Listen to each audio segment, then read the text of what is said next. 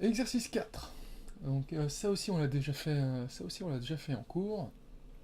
Il s'agit de, là on va commencer à calculer les coordonnées et à faire des opérations sur les vecteurs. Le tout numériquement. Donc pour pour résoudre cet exercice, on a besoin des trois propriétés suivantes. Si le point A d'abscisse XA est d'ordonnée YA et le point B d'abscisse XB est d'ordonnée YB, si on a ces deux points, alors le vecteur AB aura pour abscisse XB moins XA et pour ordonnée YB moins YA. Alors la première chose importante, les vecteurs ont des coordonnées qui s'écrivent... Alors, vous voyez les points, c'est horizontal, d'accord? Un point... D'accord, ok. Un point... Voilà, ces coordonnées vont être comme ça. D'accord? Le vecteur, il va être tac, comme ça. Abscisse ordonnée, abscisse ordonnée.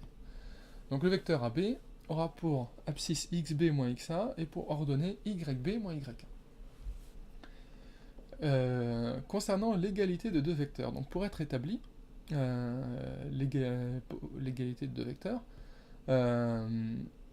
on doit avoir absolument que leurs coordonnées sont égales.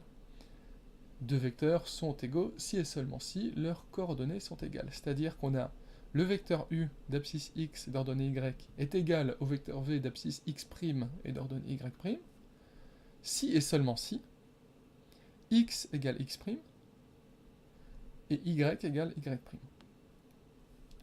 Donc si et seulement si, en fait, ça veut dire quoi? Quand vous avez ce signe-là, c'est équivalent, hein, d'accord? Donc ça veut dire que si vous avez cette égalité-là, alors vous avez ça, et si vous avez ça, alors forcément vous avez cette partie-là. Forcément, si X égale X' et Y égale Y', alors le vecteur d'abscisse X et d'ordonnée Y sera égal au vecteur d'abscisse X' et d'ordonnée Y'. D'accord? Dernière propriété à connaître, c'est la somme de deux vecteurs. Si le vecteur U d'abscisse X et d'ordonnée Y et le vecteur V a pour abscisse X' et ordonnée Y', alors le vecteur U plus le vecteur V aura pour abscisse, en fait le vecteur constitué de la somme des vecteurs U et V aura pour abscisse X plus X' et pour ordonnée Y plus Y'. Donc on va sans tarder appliquer tout ça. Donc le petit 1. Calculer les coordonnées des vecteurs U, V et W. Alors comment on fait ça? Vous avez deux méthodes. Soit vous utilisez celle-ci. C'est la plus clean. Donc, voilà, vous regardez quels sont les points.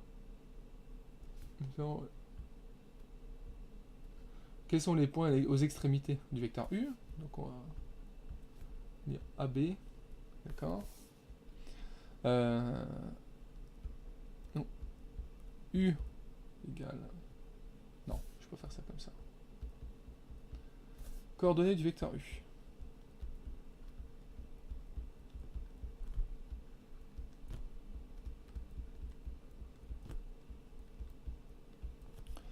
Donc, U a pour extrémité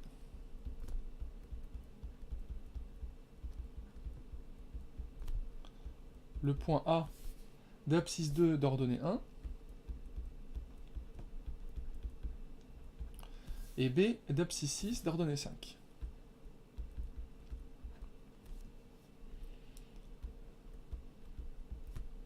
Donc, U, vecteur U qui est égal du coup au vecteur AB, hein, donc ils ont les mêmes coordonnées, vecteur U aura, donc n'oubliez pas, hein, d'abord, sur là, comment dire, d'abord, abscisse du point d'arrivée, moins abscisse du point de départ. Ordonnée du point d'arrivée, moins ordonnée du point de départ. Donc là, le point de départ, c'est A, le point d'arrivée, c'est B. Donc abscisse du point d'arrivée, moins abscisse du point de départ. Ordonnée du point d'arrivée, moins ordonnée du point de départ. Donc tout ça, c'est égal à 6 moins 2, 4. 5 moins 1, 4. Donc idem pour V.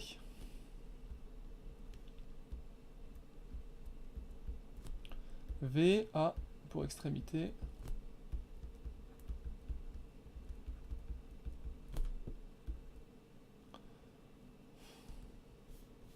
je ne vais pas utiliser A parce qu'on a déjà utilisé A. Les points. Alors, V. Son point de... Alors du coup là, son point de départ, c'est celui-là, parce que, vous voyez, quand on suit le chemin décrit par le vecteur V, on part de ce point-là, et on va jusqu'à ce point-là. D'accord? Donc, point d'arrivée, point de départ. Donc le point de départ en rapport abscisse 16 pour ordonnée 5.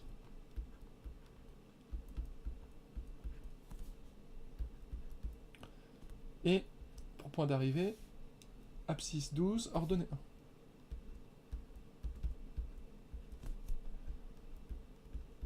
1. Donc,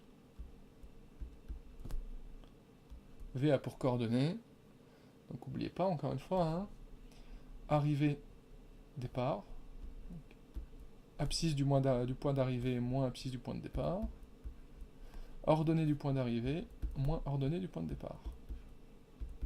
Et tout ça, ça nous donne vecteur V qui a pour abscisse moins 4, moins 4.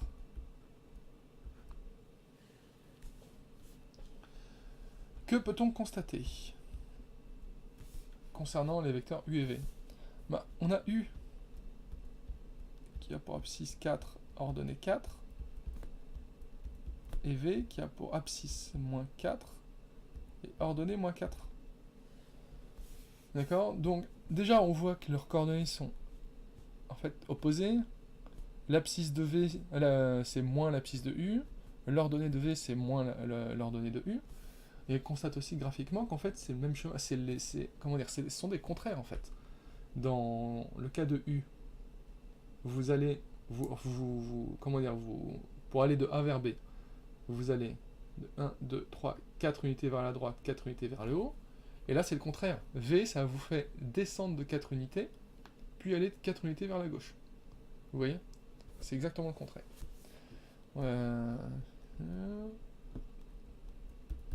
U et V sont des vecteurs contraires. Contraires.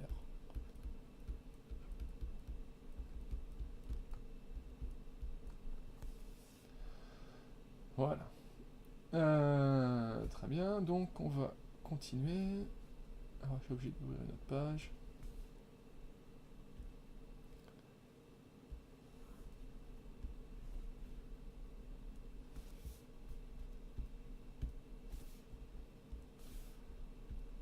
Donc 3.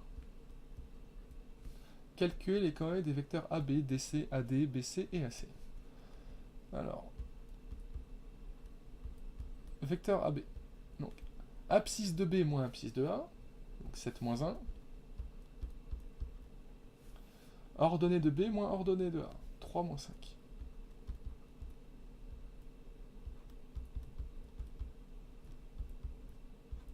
« 7 moins 1, 6. 3 moins 5, moins 2. DC. Le vecteur DC.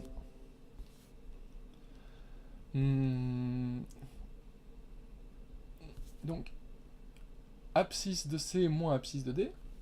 Abscisse de C moins abscisse de D, donc moins 3, moins 0. Ordonnée de C moins ordonnée de D. 2 moins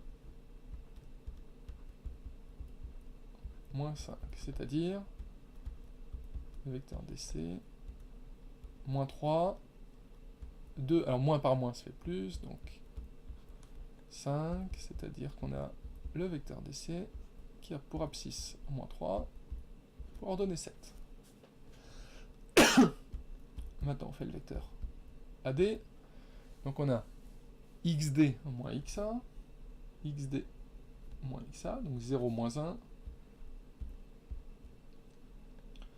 YD moins YA, donc moins 5, moins 5. c'est-à-dire AD à pour abscisse moins 1 et pour ordonnée moins 10. Le vecteur BC. Donc abscisse de C moins abscisse de B. Donc moins 3, moins 7. Ordonnée de C moins ordonnée de B. 2, moins 3. C'est égal à moins 3, moins 7, moins 10. 2, moins 3, moins 1. Maintenant le vecteur AC, c'est le dernier. Donc abscisse de C moins abscisse de A, moins 3, moins 1. Ordonnée de C moins ordonnée de A, 2, moins 5.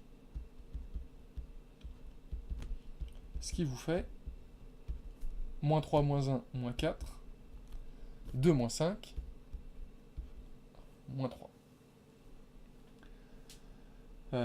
Voilà, on a fini pour... Ah non, c'était d'accord, ok, c'était la première partie. Non, deuxième partie, calculer les coordonnées du vecteur AB plus BC. Alors, on revient à ce qu'on avait là. Hein. Attendez, précédent. Donc, souvenez-vous. Faire la somme des vecteurs, de deux vecteurs, quand vous avez leurs coordonnées. Si U a pour abscisse X et Y, ordonnée Y, pardon, et V a pour abscisse X' et pour ordonnée Y', alors le vecteur composé de la somme des vecteurs U et V aura pour abscisse la somme des abscisses des deux vecteurs, et pour ordonner la somme des ordonnées des deux vecteurs. Donc là, c'est exactement ce qu'on va faire ici. Changer de couleur. AB plus BC. Alors où est-ce qu'on a AB? Ça c'est AB. Et BC, c'est ça. Donc AB plus BC. A pour, pardon.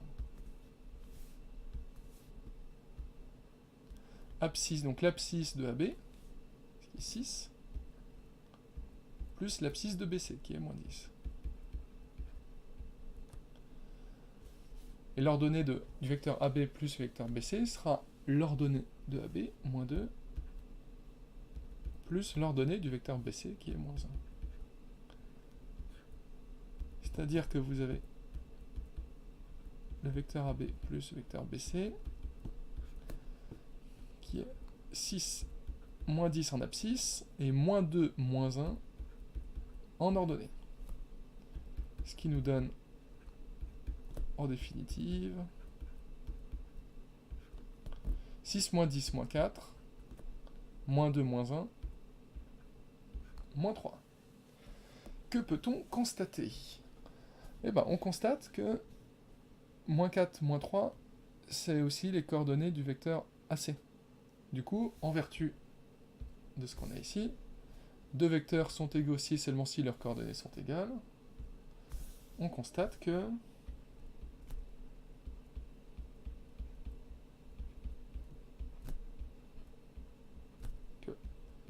le vecteur AB plus le vecteur BC est égal au vecteur AC. Car leurs coordonnées sont égales.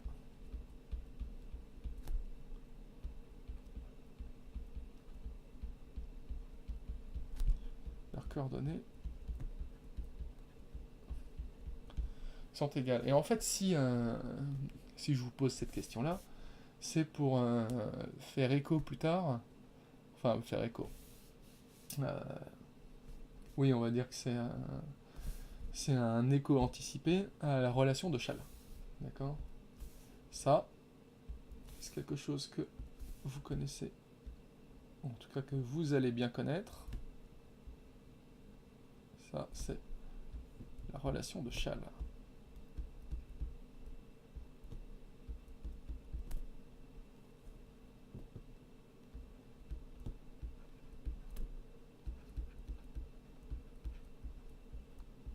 La relation de Schall. Voilà. Allez, on va se rajouter une petite feuille. Voilà. Calculer les coordonnées du vecteur DC plus AC. Allez, on va prendre du jaune pour changer.